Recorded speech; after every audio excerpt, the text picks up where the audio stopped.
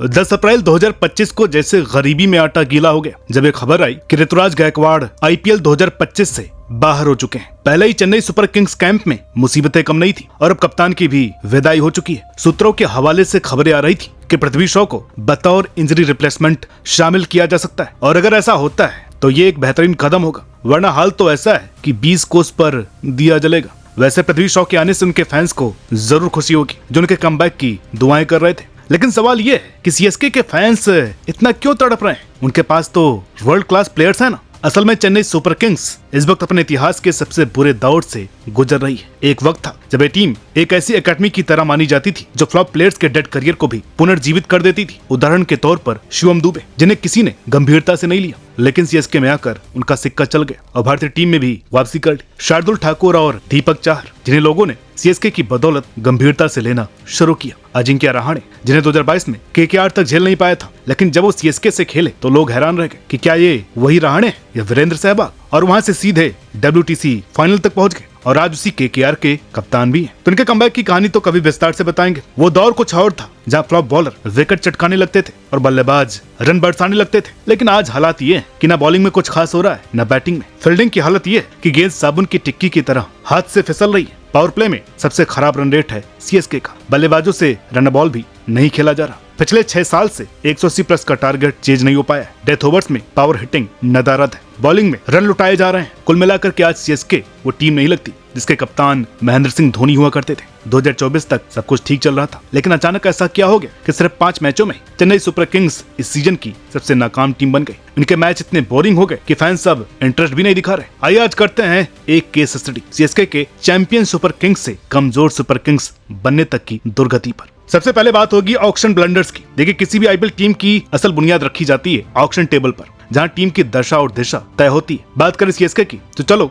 Retain players तो सही थे, पर कुछ अजीबोगरीब रिलीज और सिलेक्शंस ने पूरी गाड़ी पटरी से उतार दी। मोइन अली, जो 4 सीजन तक टीम का हिस्सा रहे, जिन्हें कभी ओपनर तो कभी 8वें नंबर पर फ्लोटर की भूमिका में उतारा गया, उन्हें बाहर का रास्ता दिखा दिया गया और रिप्लेस किया दीपक हुड्डा से। न बैटिंग में दम न बॉलिंग में जगह। अब ऐसे में मोइन अली जैसे फ्लेक्सिबल खिलाड़ी को छोड़ना समझ से परे है। सलामी बल्लेबाजों में पूरे स्क्वाड में केवल एक ही ढंग का खिलाड़ी है, रचिन रविंद्र। अब ऐसा लगता है कि सीएसके को किवी खिलाड़ियों से कुछ ज्यादा ही लगाव है। डेविड कॉनवे पर भी इन्वेस्ट किया गया, जबकि वो एक एंकर है। एंकर की भूमिका में तो पहले से ही ऋतुराज गायकवाड़ थे। अगर आपको एक विदेशी ओपनर चाहिए ही था तो वेस्टइंडीज के ताबड़तोड़ खिलाड़ी काइल मायर्स या विन लुइस क्यों नहीं लिए गए, जबकि सब के सब बेस प्राइस पर ही उपलब्ध थे और पृथ्वी शॉ जैसे प्लेयर्स को पहले ही ले लेते। अब इंजरी रिप्लेसमेंट की नौबत क्यों आती? लेकिन नहीं, इन्हें चाहिए था देसी जैक कैलिस, विजय शंकर। बंदे ने बैट से सीएसके की लाज कई बार बचाई है, पर फील्डिंग में ऐसे कैच छोड़ते हैं कि ग्लेन फिलिप्स तक की आत्मा कांप जाए। ऑलराउंडर हैं, पर इनसे बॉलिंग नहीं करवाई जाती। फिर नाम आया राहुल त्रिपाठी का, जिनका फॉर्म से दूर दूर तक कोई नाता नहीं रहा पिछले कुछ समय से। सीएसके की पुरानी सफलता का कारण ये था कि रन बनाने वाले कम से कम 2-3 प्लेयर हमेशा टीम में रहते थे, जैसे रैना, रायडू, ब्रावो, डुप्लेसी। मगर इन सब के बीच फैफ डुप्लेसी जैसे खिलाड़ी तक को दोबारा ट्राई नहीं किया गया, जबकि वो भी बेस प्राइस पर ही मिल रहे थे। फिर बात आती है सैम करन की, जो डाउन फॉर्म में, फिर भी टीम ने उन पर जरूरत से ज्यादा भरोसा जताया, जबकि इनके डाउन फॉर्म में भी हुड्डा, त्रिपाठी, अश्विन जैसे खिलाड़ियों से बेहतर रन निकल सकते थे। बैटिंग डेप्थ की तो ऐसी तैसी कर दी जब शार्दुल ठाकुर और दीपक चाहर जैसे खिलाड़ी भी चले गए। दोनों ही बैटर बॉल दोनों में योगदान दे सकते थे। तेज गेंदबाजी की बात करें तो हाँ, खलील अहमद को लेना अच्छा फैसला था, पर नाथन एलिस और कमलेश नागरकोटी जैसे प्रभावी गेंदबाजों को पूरी तरह से नजरअंदाज कर दिया गया। स्पिन डिपार्टमेंट की बात करें तो रविचंद्रन अश्विन अब अपने प्राइम में नहीं लगते। बॉलिंग और कीपिंग ठीक ठाक है, लेकिन बैटिंग लाइनअप या तो अधेड़ उम्र के खिलाड़ियों से भरी पड़ी है या फिर 18 से 22 साल के यंगस्टर्स से, जिनमें टैलेंट है पर उन्हें मैच टाइम ही नहीं मिलता। सबसे बड़ी चूक ये रही कि कोई ढंग का फिनिशर या एक्सप्लोजिव ओपनर नहीं लिया गया जो MS धोनी के बर्डन को कम कर पाता, और अगर किया तो ब्लड प्रेशर हाई कर देने वाले प्लेयर, कोई स्टेब्लिश्ड नामी मिडिल ऑर्डर बैट्समैन नहीं लिया गया। और यही शायद सबसे बड़ी गलती थी जो ऑक्शन टेबल पर इनसे हुई थी। इवॉल्व करना सीख लिया तो आप अपडेट हो जाते हैं, और जो अपडेट रहते हैं उन्हें आगे बढ़ने से कोई नहीं रोक सकता। मगर जो लोग अपनी कंफर्ट जोन और पुरानी सोच के सलबट्टे में रहना पसंद करते हैं, वो धीरे धीरे बोझ बन जाते हैं, अपनी टीम के लिए भी और खुद के लिए भी। और ये बात चेन्नई सुपर किंग्स पर एकदम फिट बैठती है। एक वक्त था जब सीएसके के पास एक दमदार माइंडसेट हुआ करता था। हम पैनिक नहीं करेंगे, मैच को डीप ले जाएंगे और अंत में जीतेंगे। और सच कहें तो MS धोनी की कप्तानी में ये सोच बहुत बार काम भी है। 150-180 रन के टारगेट या फिर कभी कभार 200 के आसपास सीएसके के लिए कोई बड़ी बात नहीं थी। Shane Watson, Raina, Bravo, Dhoni, Rayudu जैसे मैच फिनिशर्स उस सोच को जस्टिफाई करते थे। लेकिन दोस्तों अब जमाना बदल चुका है। अब आईपीएल में 220 प्लस के टारगेट आम बात हो गए। टीमों ने पावर प्ले में ही मैच की दिशा तय करनी शुरू कर दी है। अब वो दौड़ नहीं रहा जब आप ये सोचें कि अंत में देख लेंगे, क्योंकि जब तक आप जागते हो मैच कब का निकल चुका होता है। और यही सबसे बड़ा बॉटल नेक है सीएसके की मौजूदा सोच का। आज इनके ओपनर्स पावर प्ले में 5 और 6 के रन रेट से खेलते हैं, एक एक बॉल पर टिके रहते हैं जैसे आईपीएल नहीं कोई रणजी का सेमीफाइनल खेल रहे हैं। हर ओवर में एक बाउंड्री लगाने की जो जरूरत है वो इनसे पूरा नहीं हो पा रहा। मैच को डीप ले जाने के चक्कर में ये पहले टेस्ट मैच बना देते हैं, फिर टी20 का आखिरी ओवर आते आते हाथ पांव फूल जाते हैं। अब सवाल ये नहीं है कि माइंडसेट गलत है या सही, सवाल ये है कि क्या वही माइंडसेट आज का high intensity high speed format में भी काम करेगा। जब एसआरएच, केकेआर, एलएसजी जैसी टीमें हर बॉल पर रन बटोरने के लिए तैयार बैठी, वहां पर देखी जाएगी वाला माइंडसेट हार की गारंटी बन चुका है। और इसका खामियाजा सीएसके ने 2023 से भुगतना शुरू कर दिया था। जहां जहां इन्हें 180 प्लस चेज करने पड़े वहां पर ये फेल हो गए। मैच हाथ में थे लेकिन पुरानी सोच और कैजुअल अप्रोच ने सब कुछ गुड़ गोबर कर दिया। जब तक सीएसके कोई उल्टी खोपड़ी वाला बेलगाम बल्लेबाज नहीं लाएगी जो शुरू से ही ताबड़तोड़ अंदाज में खेले, तब तक ये पुराने घिसे पिटे फॉर्मूले इनका साथ छोड़ते रहेंगे। क्योंकि अब आईपीएल वही जीत रहा है जो एग्रेसिव है, एडॉप्टिव है और पुरानी स्क्रिप्ट जला चुका है। आईपीएल में अगर कोई चीज किसी टीम को दीमक की तरह खोखला कर रही तो वो है इंटेंट की कमी। और सीएसके इस बीमारी की लाइफ टाइम मेंबर बन चुकी है। अब इंटेंट क्या होता है? वो जज्बा, वो एग्रेशन, वो सोच कि मैच जीतने आए, टाइम पास करने नहीं। लेकिन सीएसके का तो जैसे मानना ही नहीं कि टी20 एक स्लॉग फेस्ट बन चुका है। इनकी बैटिंग देख करके ऐसा लगता है कि जैसे टेस्ट मैच में टाइम निकालना है। आइए कुछ सबूत देख लें ताकि हम पर आप लोग कोई इल्जाम न लगाएं, बल्कि ये एक कड़वी सच्चाई है। जैसे एमआई के खिलाफ 156 रनों का मामूली सा टारगेट था। 7.4 ओवर में 78 रन बन चुके थे। मैच जेब में लग रहा था, लेकिन फिर पूरे 5 ओवर तक कोई बाउंड्री नहीं। भाई टी20 खेल रहे हो या रणजी ट्रॉफी। आरसीबी के खिलाफ 197 का टारगेट था। पावर प्ले में 30 रन पर 3 विकेट, सिर्फ 4 बाउंड्री, वो भी 30 यार्ड के अंदर 2 ही फील्डर के बावजूद। अब इतनी धीमी शुरुआत में रफ्तार कहां से आएगी? आरआर के खिलाफ पहले 3 ओवर में सिर्फ 5 रन, सीरियसली?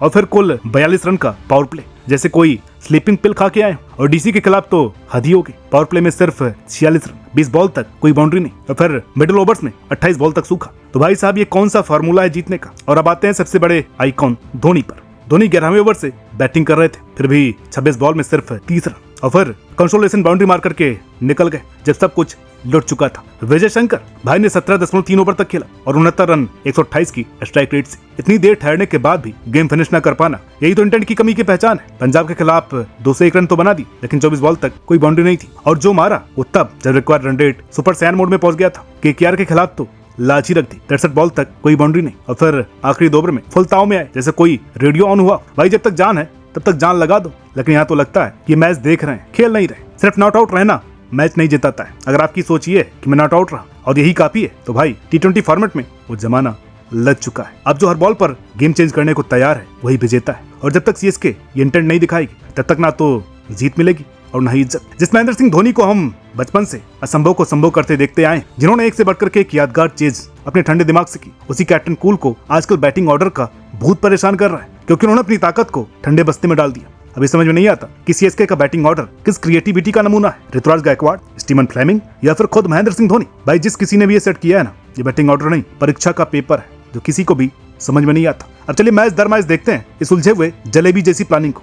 आरसीबी वाले मैच में 145 रन चाहिए थे 57 बॉल पर, धोनी नहीं आए। सीएसके 75 पर 4 हो गई 12 ओवर में, फिर भी नहीं आए। सीएसके 99 पर 7 हो गए, तब आए जब 28 बॉल पर 98 रन चाहिए थे। भाई ये बैटिंग नहीं, कब्रिस्तान की सैर थी। और जो आए भी तो नंबर 9 पर, जैसे कोई नया नवेला नेट बॉलर भेजा जा रहा हो। ये वो माही है जिनका सिर्फ प्रेजेंस ही फील्डिंग को हिला देता था, जिनकी नॉर्मल हिटिंग भी जडेजा, अश्विन, करंट की पीक हिटिंग से बेहतर थी। तो फिर बैटिंग ऑर्डर इतनी लापरवाही वाली क्यों? आरआर के खिलाफ जब 4 ओवर में 54 रन चाहिए थे तब भेजा धोनी को, और जैसे ही वो सेट होने लगे पहली बॉल पर आउट। केकेआर वाले मैच में अब तो खुद धोनी कप्तान बन चुके थे, तो अब उम्मीद थी कि गलतियां सुधरेंगी, लेकिन नहीं। सीएसके का कोलैप्स चलता रहा, विकेट्स गिरते रहे, लेकिन धोनी साहब बैटिंग ऑर्डर के पीछे ही छिपे रहे। इंपैक्ट प्लेयर का यूज भी ऐसा किया जैसे लास्ट बेंच वाला बच्चा वाइबा देने से बच रहा हो और खुद आए नंबर 9 पर, इतने नीचे कि बस रनर ही रह जाए। और सबसे बड़ा सवाल, जब धोनी 20 ओवर तक कीपिंग कर सकते हैं तो बैटिंग में 6 नंबर पर क्यों नहीं आ सकती? क्या वो फिटनेस इशूज था या ईगो की मिस्ट्री? कोई नहीं जानता, लेकिन एक चीज साफ है, ऋतुराज नाम के कप्तान सिर्फ